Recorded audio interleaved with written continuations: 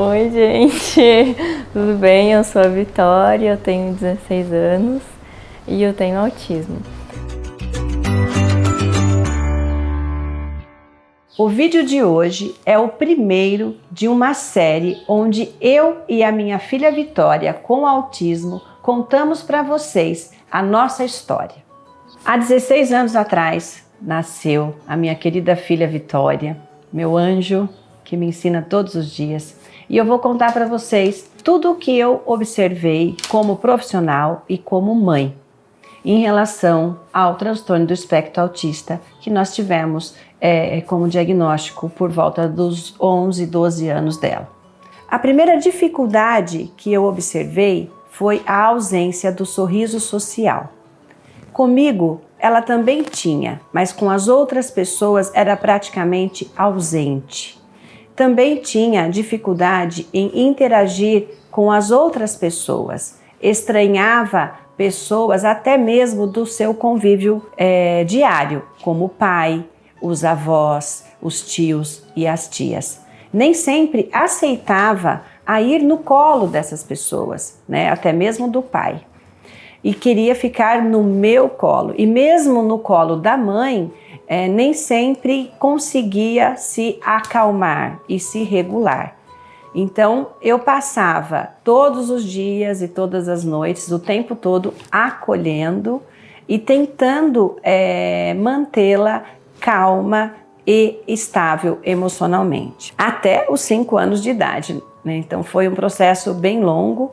Tinha dificuldade em interagir com as pessoas estranhas, né? Que não eram familiares, que chegavam no ambiente, em ambientes sociais. Quando chegava em aniversário, na escola, numa praça, num restaurante, quando as pessoas cumprimentavam, ela não conseguia devolver, né, cumprimentar de volta ou ter qualquer atitude, qualquer comportamento simpático. A gente brinca que ela passou a ser simpática em relação a cumprimentos, tanto de cumprimentar quando chega e fala oi ou para falar tchau, depois dos 10 anos de idade, que eu fui explicando a necessidade de fazer, né, isso, o porquê que isso é educado fazer.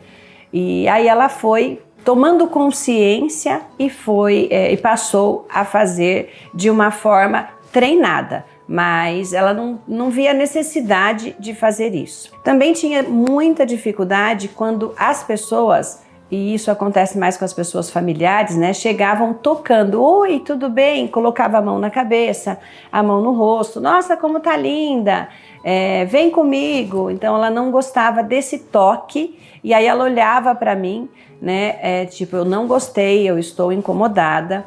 E eu nunca chamei a atenção, né, de ninguém, nunca contei, falei, ela não gosta, né, deixa ela, nunca obriguei que fizesse, porque eu entendia que era uma dificuldade, que não era falta de educação, não era falta de um sentimento pela pessoa, era realmente porque ela não conseguia.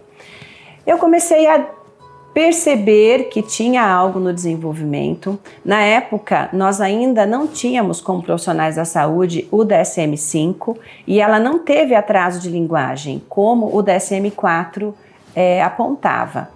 Para diagnosticarmos o autismo, anteriormente da 5ª edição do DSM, nós tínhamos uma tríade, que era atraso na dificuldade de linguagem, dificuldade de interação e socialização, e comportamentos restritos e estereotipados. E ela não tinha o atraso do desenvolvimento da linguagem. Então, ela não preenchia critérios diagnósticos para o autismo.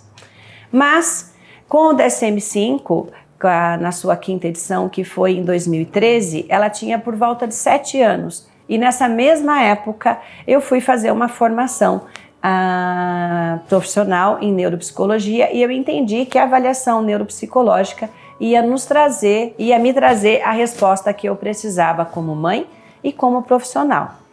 Logo após essa formação, eu pedi para uma neuropsicóloga fazer essa avaliação, só que na mesma época eu me divorciei do pai da Vitória Então, pelas questões emocionais, a psicóloga indicou que não fizesse aquela avaliação na época. E nós fomos fazer essa avaliação, ela foi ter alta do tratamento psicológico que se iniciou aos 9 anos, ela foi ter alta por volta dos 10 anos e meio, foi quando ela fez a avaliação neuropsicológica e nós conseguimos chegar num diagnóstico, discutindo entre 5 neuropsicólogos e eu como fonoaudióloga e como mãe. Já pensava no autismo lá por volta de 1 ano, 2 anos de idade. O desenvolvimento da linguagem apareceu.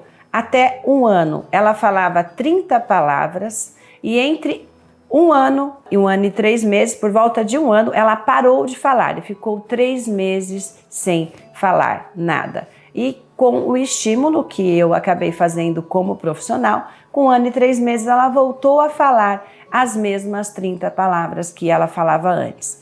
Na mesma época, ela teve otite bilateral por questões de alergias. Eu e os otorrinos laringologistas que a avaliaram e outros fonoaudiólogos chegamos na conclusão: o ter parado de falar era por consequência dessa otite bilateral. E posteriormente, quando eu cheguei na conclusão do diagnóstico, eu percebi que não foi a otite, que realmente era um sinal já de autismo regressivo, provavelmente por poda neuronal inadequada. A partir de 1 ano e 3 meses, ela continuou o seu desenvolvimento da fala e da linguagem, com a aquisição de todos os fonemas. Como fonoaudióloga, eu sabia quais eram os fonemas que ela tinha que adquirir, quais eram as consoantes que ela tinha que falar até 2 anos de idade, até 3 anos e até o fechamento de todos os fonemas da língua portuguesa aos 4 anos de idade. Então, com 2 anos de idade, com 1 ano e 11 meses, eu percebi que ela estava com dificuldade no fonema K e no fonema H. Aí, 1 mês antes dela completar 2 anos, como uma mãe fonoaudióloga, eu fui lá e ensinei o ponto articulatório, treinei com ela algumas vezes e em 1 mês ela estava com a aquisição completa, esperada para os 2 anos de idade. Por volta dos 3 anos de idade, aconteceu a mesma coisa.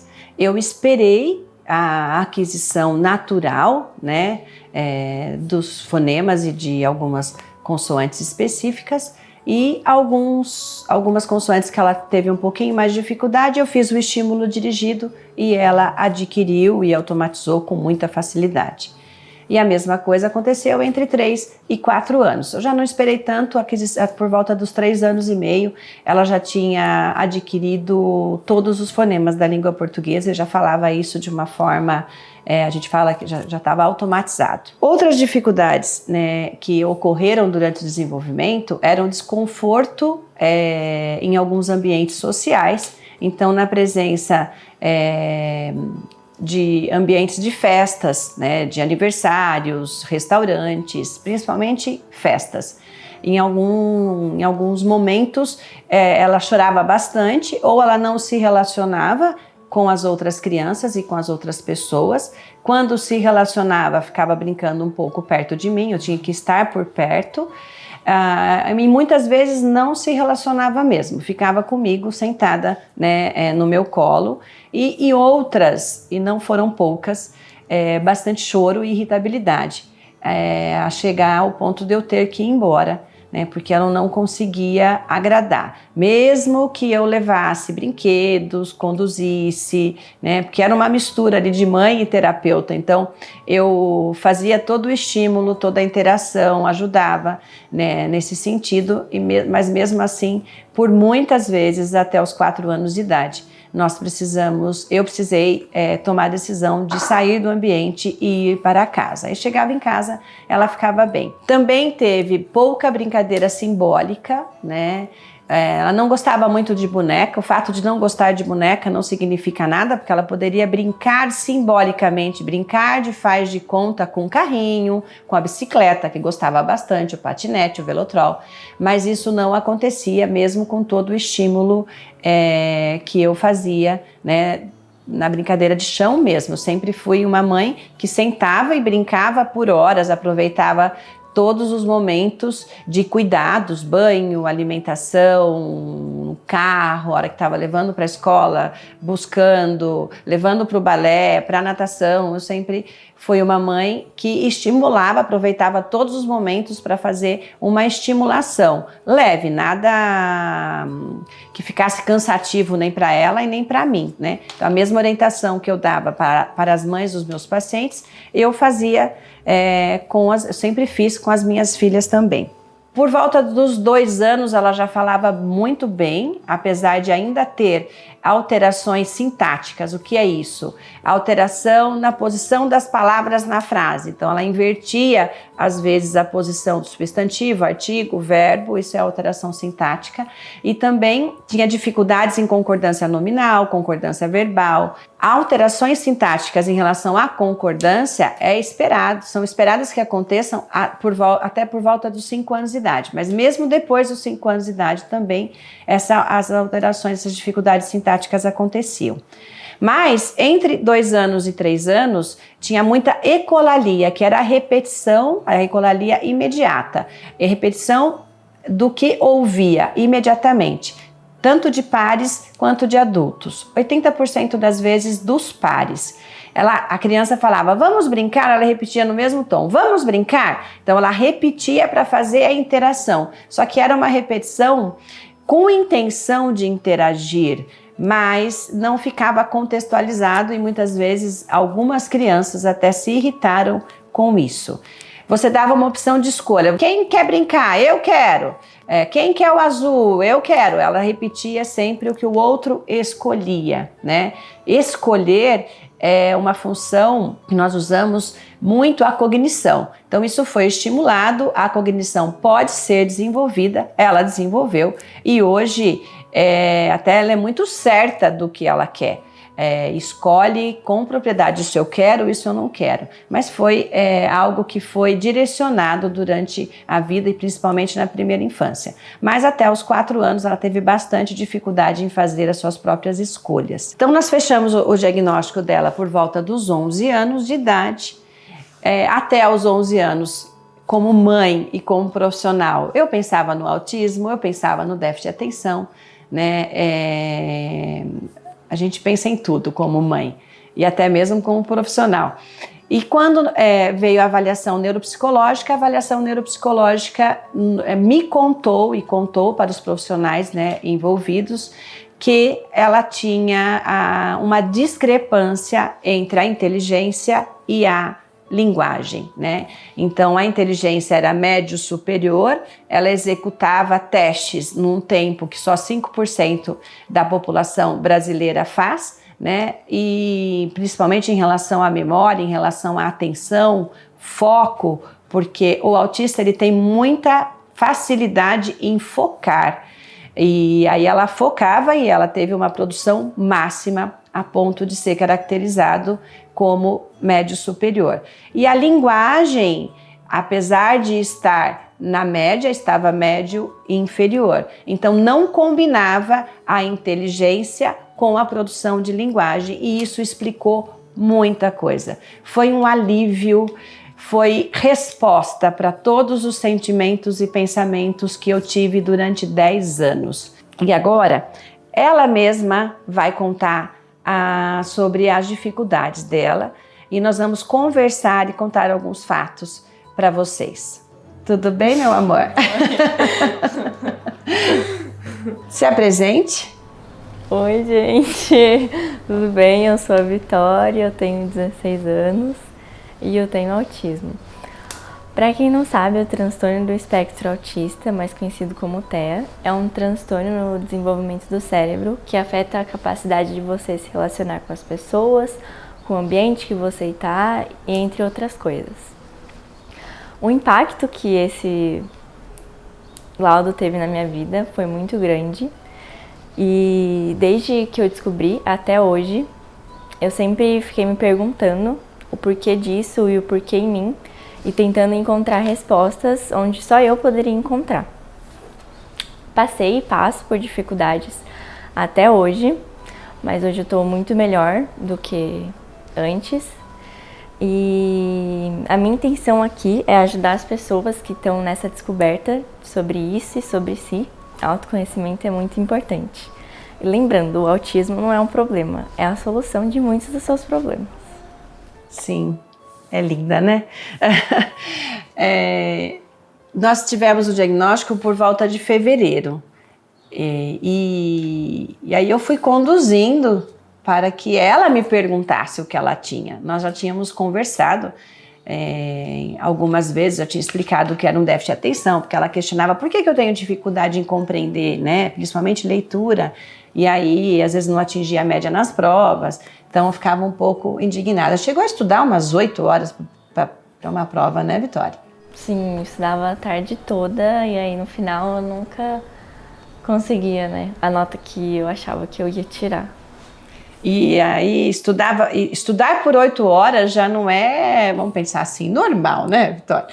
A minha cunhada, que é psicopedagoga, falava: Regiane, como que ela consegue estudar por 8 horas? E aí ela tentava, ia para a prova, ia muitas vezes ou atingia a média ou abaixo da média, aí via a sensação de frustração. Aí ela me perguntava: mas por que eu não consigo? Por que eu tenho dificuldade? E aí, como fonoaudióloga, eu explicava para ela que poderia ser uma dificuldade de atenção, explicava o que era um transtorno de neurodesenvolvimento, e assim foi. Quando eu recebi o diagnóstico, e aí eu falei: agora eu preciso contar para ela, né? Vamos ver o melhor momento até para não ter prejuízos e dificuldades emocionais. E aí teve um dia que ela falou: então eu tenho déficit de atenção? Eu falei: não, você não tem. Você lembra desse dia? Não lembro. Não, você não tem o déficit de atenção. Então o que eu tenho? Eu falei: bom, né? Você tem um transtorno que chama transtorno do espectro autista. Então eu não sou normal? Isso você não lembra também? Não. Então eu não sou normal? Eu falei: não, você é anormal, né? Você só pensa e funciona diferente de algumas pessoas. E aí ela internalizou aquilo e depois de 5 anos resolveu estudar sobre o assunto, né, Vitória, agora. Mas eu fui conversando e fui explicando, a partir do momento que ela foi tomando consciência de cada dificuldade, eu fui explicando o que era aquela dificuldade dentro daquele transtorno. E ela foi entendendo e tomando consciência também. Essa nossa conversa ficou muito longa, então você acompanha o final dessa história no próximo vídeo aqui no YouTube. Então, se você gostou, deixa o like, se inscreva no canal e ativa o sininho das notificações.